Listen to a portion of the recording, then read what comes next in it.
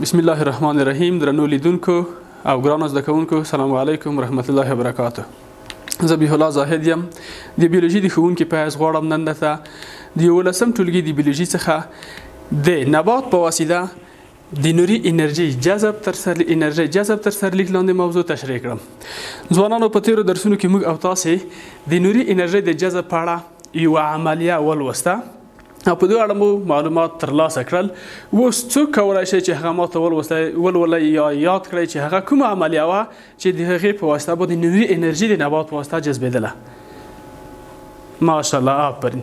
ضیایي ترکیب و چې د هغې فوتوسنتیزس یا ضیایي ترکیب چې د نوري انرژي په کیمیاوي انرژي بدلیدله، یا هغه عملیه وه چې په هغو کې نوري انرژي په کیمیاوي انرژي باندې بدلیدله.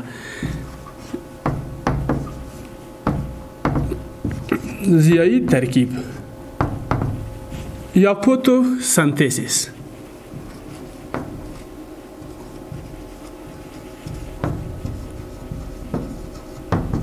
فوتوسنتیزس یا ضیایي ترکیب و چې د هغې په واسطه باندې نوري انرژي په نباتاتو کې د کیمیاوي انرژي باندې بدلیدله.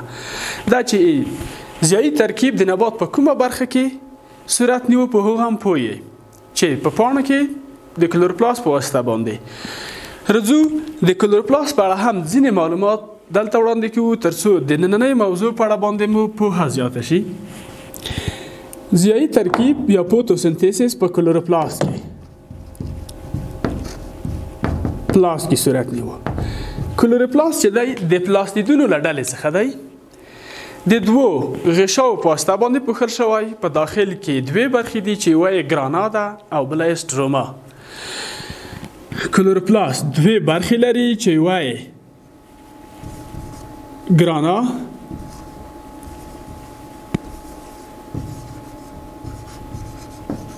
او بله یې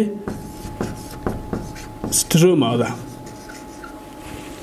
ګراما بیا په خپل ځان کې کڅوړې ته ورته جوړښتونه لري چې د تلاکوید په نامه سره دي. هر تلاکوید د دوو غشاو په واسطه باندې د یوې غشا په واسطه باندې پوښل شوی دی چې په هغو کې رنګه پیګمنټونه شتون لري. راځو دې ته چې ضیایي ترکیب په څو پړاوونو کې ترسره کیږي او په کوم میخانیکیت ترسره کیږي.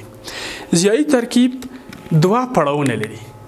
ضیایي ترکیب دوه پړاوونه لري چې یو یې د رڼا تعامل. ضیایي ترکیب دوه پړاوونه لري.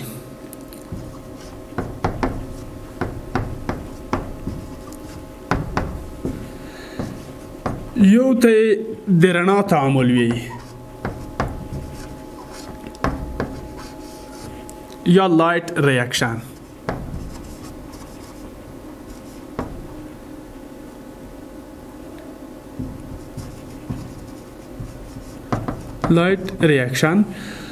او دویم پړاو یې د تیاره تعامل دی یا د تیارې تعامل چې هغو ته ډارک ریاکشن وي.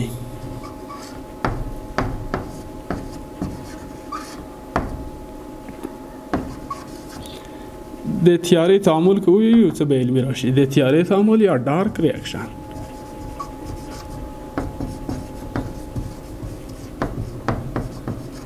ډارک ریاکشن راځو هر یو یې په خپل وار سره تفصیلي توګه بیانوو چې ډارک ریاکشن او لایټ ریاکشن باندې په کوم میخانیکیت سره نوري انرژي جذبیږي. د رڼا تعامل یا لایټ ریاکشن د کلوروپلاست په ګرانا کې ترسره کیږي. موږ او تاسې کلوروپلاست وپېژندو، د دوو برخو څخه جوړ شوی دی. د رڼا تعامل یې په ګرانا کې ترسره کیږي. په دې تعامل کې نوري انرژي په کیمیاوي انرژي باندې بدلیږي.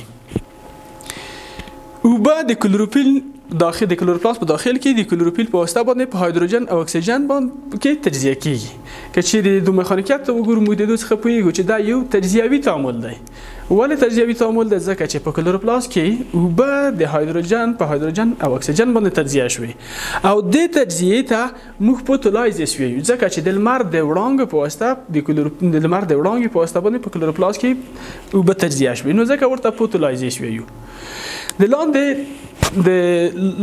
معادلې په اساس موږ داسې معادله لیکو: د رڼا په واسطه باندې اوبه په هایدروجن او اکسیجن باندې تجزیه کیږي. په رڼا تعامل کې موږ تاسې اوبه نباتات اوبه په هایدروجن او اکسیجن باندې تجزیه کوي. اوبه په هایدروجن او اکسیجن باندې تجزیه کیږي. البته کلوروفیل به وي، یعنی په کلوروفیل کې به صورت نیسي او د لمر رڼا به وي. دلته اوبه په خپلو جوړونکو عناصرو یعنی هایدروجن او اکسیجن باندې تجزیه کیږي.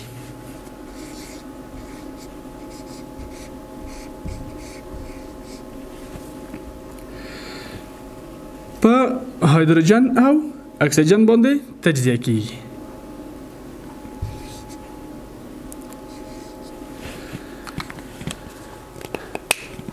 نوري تعاملونه یا د رڼا تعاملونه د ای ټي پی د جوړولو لپاره کیمیاوي انرژي برابروي.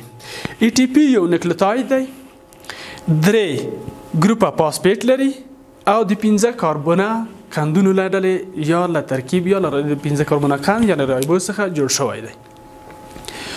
وروسته دغه تعامل بشپړ وروسته د هغو څخه د تیارې تعامل یا ډارک ریاکشن شروع کیږي. ډارک ریاکشن د کلوروپلاست په سټروما کې صورت نیسي. یو ترکیبي تعامل دی. په دې پړاو کې حاصله شوې کیمیاوي انرژي کاربن دای اکساید او هایدروجن د ځینو انزایمونو په شتون کې په کاربوهایدریت بدلوي او دا تعامل رڼا ته ضرورت نه لري، بلکې یو څه انزایمونه په دې تعامل کې د رڼا په ځای کار کوي.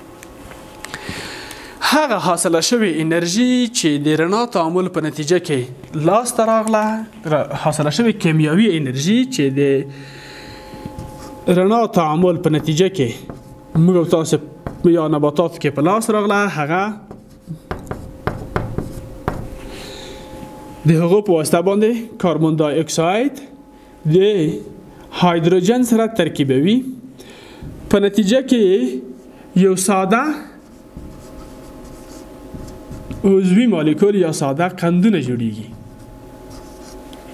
ساده عضوي مالیکول یا قندونه، ساده قندونه جوړیږي چې دلته به انزایم او کلوروفیل، یعنی دغه تعامل به په کلوروفیل کې صورت نیسي. کلوروفیل به حتمي وي او د لمر د رڼا په ځای به ځینې انزایمونه په دې کې کار کوي تر څو دغه تعامل صورت ونیسي.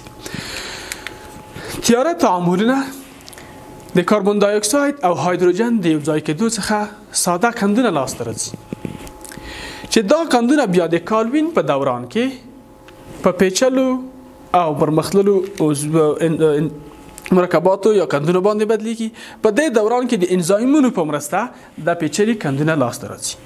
که ووایو چې د کالوین دوران یو لړ انزایمونه دي چې کاربن دای اکساید ته د عضوي مالیکولونو سره د ترکیب په ورکولو کې مرسته کوي.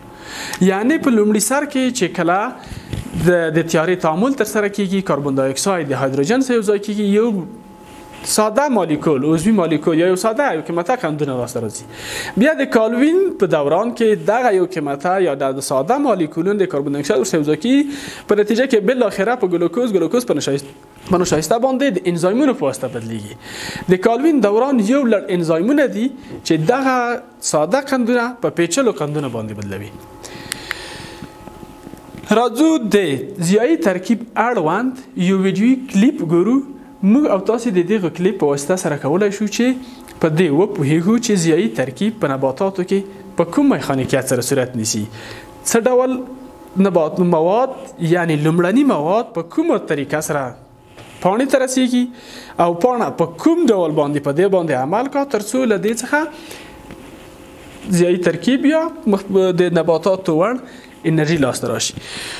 ټول نباتات د ریښو په واسطه باندې په ځمکه کې کلک او محکم ساتل کیږي. ریښې د ځمکې څخه اوبه او نور منرالونه یا منحل مالیکولونه جذبوي.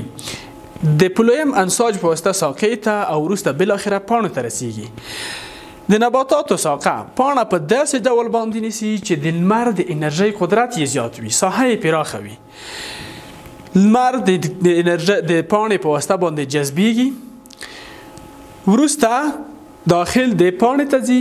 په پاڼه کې د کلوروفیل په واسطه باندې دوی خپل اوبه تجزیه کوي. که چیرې د پاڼې ظاهري جوړښت ته وګورو، په تیرو درسو کې مو هم لوستي چې پاڼه دوې برخې لري چې یو یې د تیغه او بل یې ډنډر دی. تیغه یې دغه پلنه ساحه ده او ډنډر یې نری. که چیرې پاڼه په مقطعي ډول باندې پرې شي. موږ او تاسې د هغو جوړښت د ځایي ترکیب له مخې ویلی وو چې پاسنی او لاندنی اپیدرمیس کې لیدل کېږي. د هغو د لاندې د میزوپیل دی چې په پاسني او لاندني میزوپیل باندې یادېږي. پاسني میزوپیل چې دغه حجرات یې د پلاسیډ په نامه سره یادېږي. په د پلاسیډونو کې یا د کلوروپلاستونه شتون لري او همدارنګه د لاندنۍ برخه چې د هغه سپنجي جوړښت لري. تاسې وینئ دغه د میزوپیل سپنجي برخه ده. همدارنګه د دې څرخ واسکولر بنډل وو. پورتني اپیدرمیس ته چې نږدې وو هغه یې د زایلم په نامه یادېدل چې د خام مواد حجرې یا پاڼې ته داخلوي او لاندني یې د پولیم په نامه سره یادېدل چې هغه په وروسته کې به تاسو په ویډیو کې ووینئ پاخه شیره انتقالوي. په لاندني اپیدرمیس کې د سټوماتا په نامه کوچني سوري وو چې د ګارد سیل دوه حجرات په واسطه باندې احاطه کېدل. د کاربن دای اکساید د داخلېدلو لپاره یې کار کړلو. په ویډیو کې د تاسو وینئ چې د سټوماتا څخه کاربن دای اکساید د پاڼې داخل ته ننوځي او هغلته د اوبو د مالیکولونو سره یو ځای چیرته چې کلوروپلاست ته چې کلوروپلاست چې ورسیږي د لمر د رڼا په شتون کې اوبه په کلوروپلاست کې تجزیه کیږي او بالاخره د دغه کاربن دای اکساید سره هایدروجن یو ځای کیږي. په نتیجه کې د یو قیمته قندونه بالاخره د یو لړ انزایمونو په شتون کې دا بیا په ګلوکوز باندې بدلیږي او ګلوکوز راځي د پخې شیرې په ډول باندې. موږ تاسو اوس وینو د لمر وړانګه راغله. د لمر د وړانګې په نتیجه کې په داخل کې کلوروپلاست په خپل کار پیل کړی دی. هغلته اوبه تجزیه کړي دي. اوبه هایدروجن راغلی دی د کاربن دای اکساید سره یو ځای شوی دی. په نتیجه کې بالاخره اکسیجن آزاد شوی او ګلوکوز ورڅخه لاسته راغلی. ګلوکوز د پخې شیرې په ډول باندې په نباتاتو کې تولیدیږي او بالاخره د پولیم انساج په واسطه باندې د نبات ټولو مختلفو برخو ته رسیږي. اضافه شوی اکسیجن چې د دغه عملیې په نتیجه کې آزاد شد برون ته د استوماتا د سوریو له لارې وځي یا هم د حجروي تنفس کې برخه خلی. دغه لاند کلیپ لنډه ویډیو وه چې موږ تاسې د ضیایي ترکیب په اړه باندې ولیده. موږ تاسې د نن ورځې درس کې د درس جنبندي یا خلاصه دا شوه چې ضیایي ترکیب د نبات په واسطه باندې د نوري انرژي جذب ولوستو. نوري انرژي د نبات په واسطه باندې ضیایي ترکیب په واسطه باندې جذبېږي او ضیایي ترکیب هغه عملیه ده چې نوري انرژي په کیمیاوي انرژي کې بدلیږي. ومو لوستل چې ضیایي ترکیب په کلوروپلاست کې صورت نیسي. د کلوروپلاست جوړښت مو تشریح کړ چې د دوو پردو په واسطه احاطه شوی. په داخل کې دوې برخې دي ګرانا او ستروما او ضیایي ترکیب په دوو پړاوونو کې ترسره کېدو چې یو یې د رڼا یا لایټ ریاکشن و د رڼا تعامل یا لایټ ریاکشن او بل یې چې و د تیارې تعامل یا ډارک ریاکشن و. د رڼا تعامل که ته موږ وګورو دغه یو تجزیوي تعامل و. په هغه کې اوبه د کلوروفیل په واسطه باندې د لمر د انرژۍ په شتون کې د لمر د رڼا په شتون کې تجزیه کېدلې په اکسیجن او هایدروجن. دلته اکسیجن آزاد او د تنفس یا د حجروي تنفس یا د نبات په واسطه د استوماتا د سوریې څخه خارج دو. هایدروجن راتلو د کاربن دای اکساید سره یو ځای کېدو. په تیاره تعامل کې کاربن دای اکساید او هایدروجن د کیمیاوي انرژۍ په واسطه سره یو ځای کېدل. یو ساده قندونه ورڅخه جوړېدل. دغه ساده قندونه بیا وروسته بالاخره د کالوین په سیستم باندې یا کالوین په دوران کې د مختلفو انزایمونو په شتون کې په پیچلو قندونو باندې بدلیږي. تر دې ځایه پورې موږ تاسې د نوري د نبات واسطه د نوري انرژي جذب باندې پوه شو. راځو دا چې په ورځني ژوند کې د دې تاثیر او مؤثریت څه دی. ګورئ ځوانانو که په دې باندې موږ او تاسې فکر وکړو زموږ او تاسو ټول خوراکي مواد چې د خوراکي مواد موږ او تاسو په وجود کې د انرژي د تولید لامل کیږي. که انرژي پر حجراتو کې پیدا نشي زموږ او تاسو ټول فعالیتونه له خنډ سره مخامخ کیږي. د دغه انرژي اصلي منبع زموږ او تاسو خوراکونه دي، خوراکي مواد دي. دا خوراکي مواد موږ او تاسو په مجموع کې ټول د نباتات څخه لاسته راوړو. که نباتات د ضیایي ترکیب عملیات سره نه کړي نو دا زنجیر به وش کیږي. بالاخره به موږ او تاسو د غذایي موادو د کمښت سره مخامخ شو. موږ او تاسو به نشو کولای چې هغه اندازه انرژي چې خپل ورځني فعالیتونه ورباندې ترسره کړو هغه لاسته راوړو. نو د ضیایي ترکیب اهمیت یا د نبات په واسطه د نوري انرژي جذب یو خورا مهمه پروسه ده چې د موږ او تاسو د ژوند کې هم مهم تاثیر لري. ځکه د موږ او تاسو د ژوند ټول فعالیتونه د انرژي په واسطه صورت نیسي او موږ خپل انرژي د خوراکي موادو څخه لاسته راوړو. د موږ او تاسو ټول خوراکي مواد د نباتاتو څخه لاسته راځي. راځو د پوښتنو برخو ته. د پوښتنو په برخه کې دوی پوښتنې شتون لري. که چیرې دغه پوښتنې له تاسو څخه څوک وکړي یا د تاسو څخه په امتحان کې ورسره مخامخ شي ځواب به مساوي. دواړه پوښتنې څلور ځوابات دي.